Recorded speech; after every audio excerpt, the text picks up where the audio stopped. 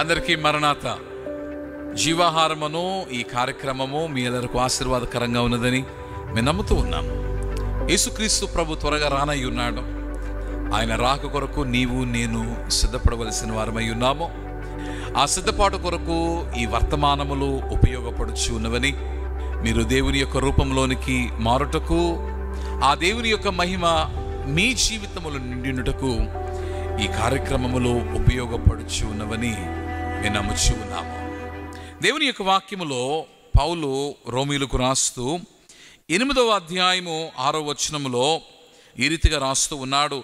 ఆత్మానుసారమైన మనస్సు జీవమును సమాధానమునై ఉన్నది. మనలో అనేకులు శరీర నియమమును పాటించి దేవుని వలన కలుగు జీవమును కోల్పోవచ్చున్న వారముగా ఉన్నాము.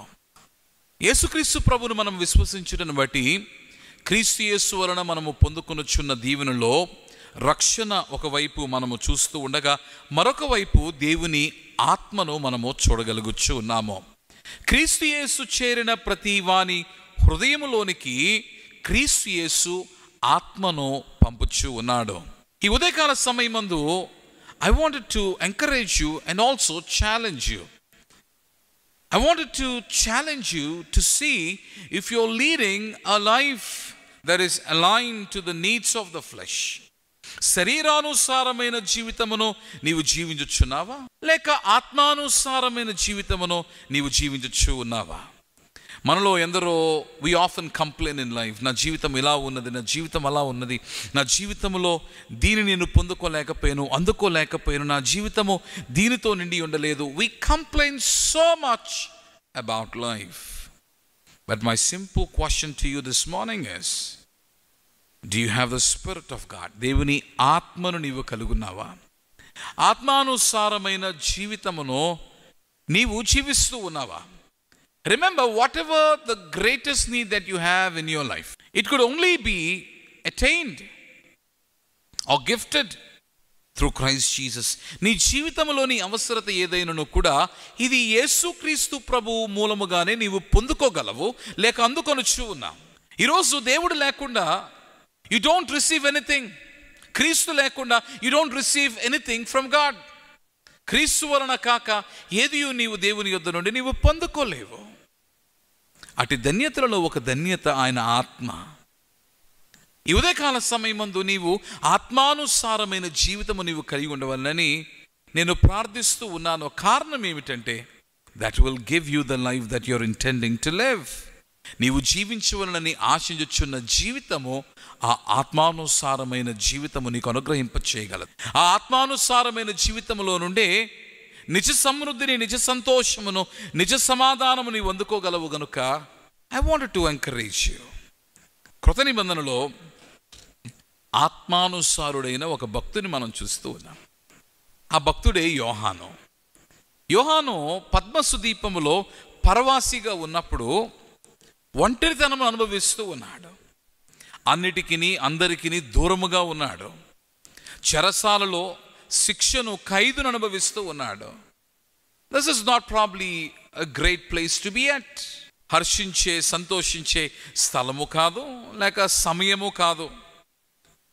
కానీ అయినను కూడా గొప్ప సంతోషముతోనూ, ఆనందముతోనూ, నెమ్మదితోనూ తాను నిండి ఉన్నాడు. బహుశా నీవు కూడా జీవితంలో కొన్ని పర్యాయములు బంధింపబడిన స్థితిలో ఉండవచ్చు.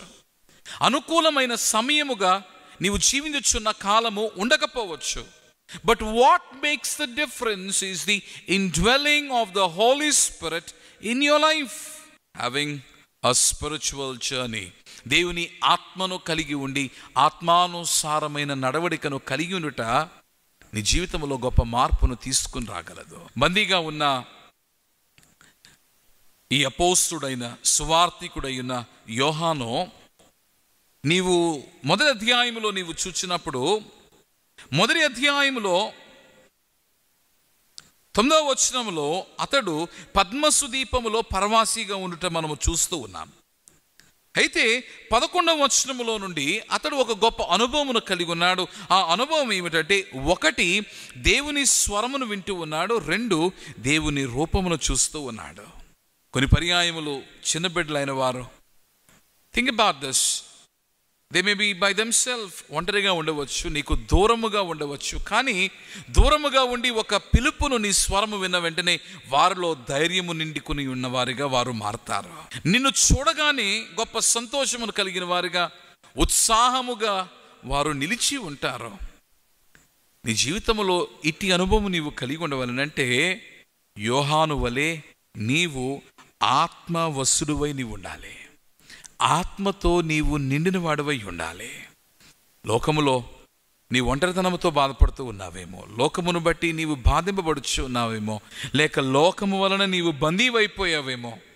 కానీ దేవుని యొక్క ఆత్మ నీలో నిండి ఉంటే అనునిత్యము దేవుని స్వరము నీవు వింటావు, అనునిత్యము దేవుని నీవు చూస్తావు. తద్వారా దేవుని వలనైన అభయమును నీవు పొందుకుంటావు, దేవుని వలనైన ధైర్యముతో నిండి ఉంటావు. ఈ ఉదయకాల సమయము నీవు ఆత్మవశుడువై ఉండవలనని నేను ఆశిస్తూ ఉన్నాను. దేవుని ఆత్మ కొరకు ప్రార్థన చేద్దాం. కళ్ళు మూసుకోనండి. ప్రభువా, నీ ఆత్మను మాకిమ్ము. రక్షణతో పాటుగా నీ ఆత్మను మా జీవితంలోనికి పంపావు.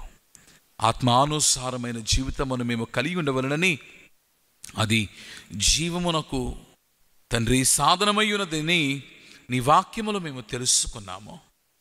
మేము నశించిపోకుండా, నాశన కూపంలోనికి మేము జారిపోకుండా తండ్రి మేము జీవించులాగున నీ ఆత్మను మాలోనికి పంపుము.